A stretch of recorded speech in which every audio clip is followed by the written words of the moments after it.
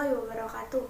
Saya Krisnayanti Nandita Subroto, mahasiswa Universitas Kusuma Husada Surakarta, program Sarjana Gizi dengan NIM GZ19022, ingin membuat video untuk memenuhi tugas praktikum mata kuliah konseling gizi dengan tema konseling gizi individu. Apa itu konseling gizi? Konseling gizi merupakan komunikasi dua arah antara konselor dengan klien atau pasien yang bertujuan untuk membantu menggali dan mengatasi masalah gizi pada klien. Apa yang dimaksud konselor dan klien?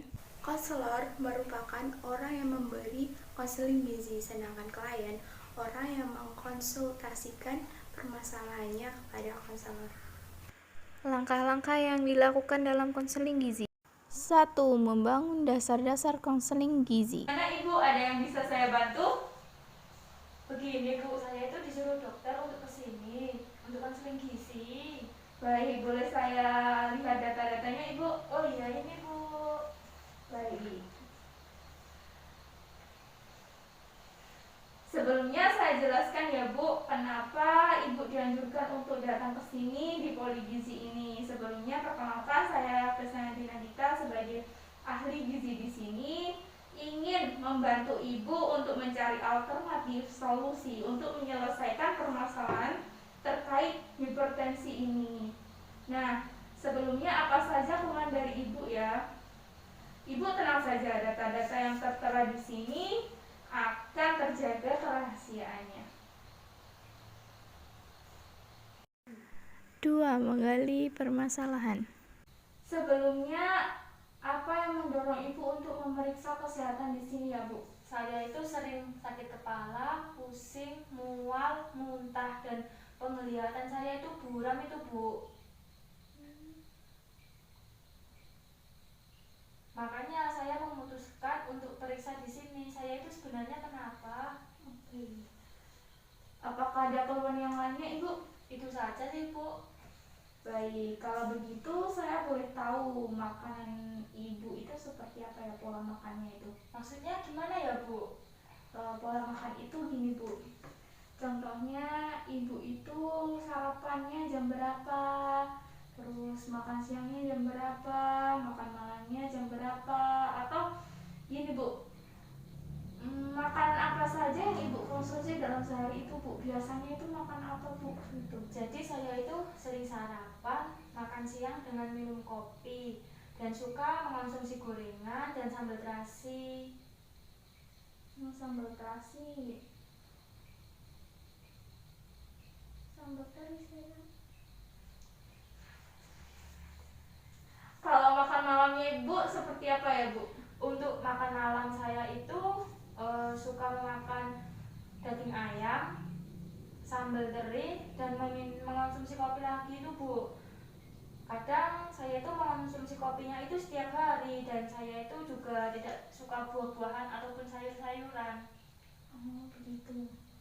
Kalau Ibu itu minum kopi kan? Nah itu pakai gula atau tidak ya Bu? Iya pakai Bu, itu sekitar 2-3 sendok teh. 2-3 sendok teh ya. Kalau untuk nasi yang sering dikonsumsi Ibu itu berapa banyak ya Bu? Kalau untuk nasi itu biasanya itu setengah entong, tapi kadang juga bisa 2 entong. Ibu ini sudah berkeluarga atau belum ya? Saya sudah berkeluarga, saya itu mempunyai 2 anak. Yang satu itu umurnya 3 tahun dan yang satu itu umurnya 1 tahun.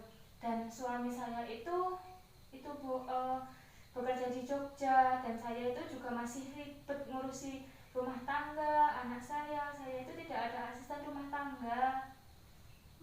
Begitu Bu, sangat sibuk sekali ya, anaknya kecil-kecil. Kalau olahraga itu Ibu sering melakukannya enggak? Kalau untuk olahraga itu saya itu tidak pernah melakukannya Bu, karena itu ya tadi sudah repot ngurusi keluarga, anak, seperti itu. Untuk riwayat keluarga Bu, apakah nenek Ibu, kakak Ibu, bapak, Ibu atau adik, kakak ada yang hipertensi juga sama kayak Ibu atau enggak ya? Ada itu Bu. Dari ibu saya, nenek, bapak itu mengalami hipertensi. 3. Menegakkan diagnosis gizi. Baik Bu, setelah kita berbincang-bincang tadi, seperti apa di sini, apa pola makan Ibu sehari bagaimana, dan di sini saya akan menjelaskan, membacakan data-data yang dimiliki Ibu. Untuk data di sini, tekanan darah Ibu itu 180/100 ya Bu, dan trigliseridnya itu 410, sedangkan untuk berat badannya itu 75 kg dan tinggi badannya 180 cm. Jadi setelah saya periksa, tekanan darah Ibu itu terlalu tinggi dan trigliseridnya itu juga tinggi Bu, padahal normalnya itu cuma 150 saja Bu, sedangkan punya Ibu itu 410. 4. Intervensi gizi. Ibu gini, untuk solusinya, jadi Ibu sekarang, mulai dari sekarang, yaitu membatasi makan makanan seperti gorengan, sambal teri, dan mengganti dengan makanan-makanan yang segar, yang tidak menggunakan santan, minyak berlebih, dan juga sedikit garam atau penyedap rasa. Dan paling penting Ibu harus meningkatkan konsumsi buah-buahan dan juga sayuran. Selanjutnya di sini saya ada brosur info. Nah, di sini di brosur ini sudah dijelaskan makanan yang harus dihindari, makanan yang harus dikonsumsi, dan contohnya seperti sumber karbohidrat Ibu, seperti nasi, jagung, minyak yang digunakan itu minyak nabati Bu. Terus untuk sayurannya ada brokoli dan juga buncis dan sebagainya. Makanan yang harus dihindari seperti makan makanan instan, contohnya mie instan Ibu.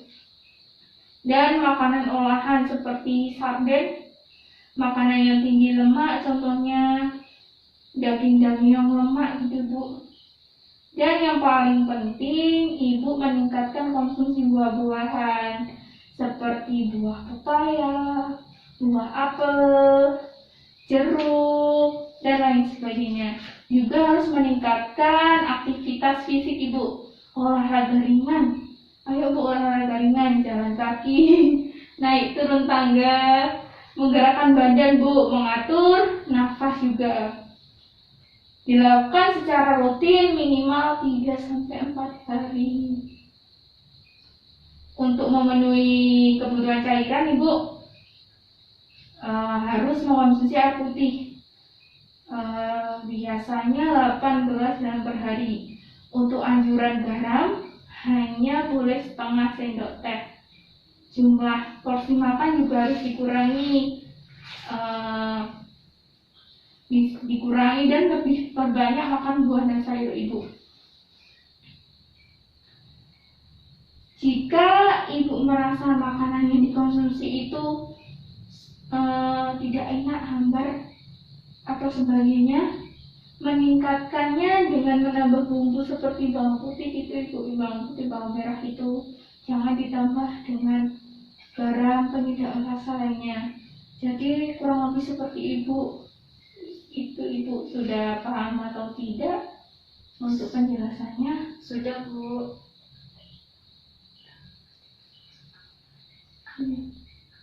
Jadi makanan asin tidak boleh saya konsumsi ya Bu? Iya Bu, betul. Makanan asin itu seperti ikan asin sebaiknya tidak dikonsumsi karena itu merupakan natrium atau Bu, itu apa? Garam. Seperti itu Ibu. Kalau ayam dan telur apakah boleh saya konsumsi Bu? Kalau ayam itu boleh asalkan tidak dengan kulitnya. Dan kalau telur itu boleh juga asalkan kuningnya telur itu dihilangkan. Seperti itu Bu. Lalu buah apa yang boleh saya konsumsi ya Bu? Untuk buah yang boleh dikonsumsi itu seperti tadi Bu, ada jeruk, pepaya, dan sebagainya. Untuk buah yang tidak boleh dikonsumsi seperti durian dan nangka karena mengandung gas dan alkohol, dan juga diperbolehkan itu seperti tadi Bu, pepaya tadi ya sudah saya jelaskan juga ya, pepaya, apel, mangga. Dan mungkin ada pertanyaan lagi Bu? Baik, tidak, sudah cukup. 5. Monitoring dan evaluasi. Dari sekian solusi yang Bu yang dilakukan itu, Ibu ingin melakukan solusi yang mana Bu? Saya itu ingin mengurangi konsumsi kopi dan makanan berlemak itu Bu.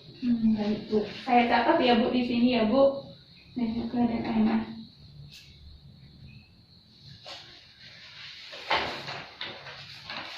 Ingin mengurangi makanan yang tinggi lemak ya Bu. Iya. Dan buah-buahan sayuran juga dikonsumsi ya Bu. Iya.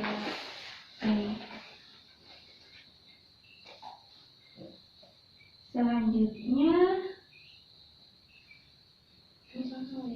untuk catatan ini Bu, saya akan perlihatkan di pertemuan kedua nanti Bu, untuk melihat di logbook ini apakah Ibu sudah melaksanakan atau belum tentang ini saran dan solusi saya.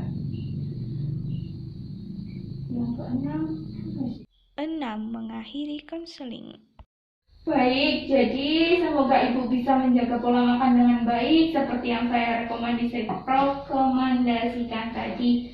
Ya Bu, mungkin kurang lebihnya seperti itu. Saya mohon maaf apabila ada salah kata. Semoga cepat sembuh pulih dan beraktivitas kembali ya Bu. Amin. Di sini brosurnya saya kasih juga untuk. Sekian ya Bu, terima kasih. Terima kasih, Bu. Ya. Terima kasih sudah menonton video ini. Semoga bermanfaat.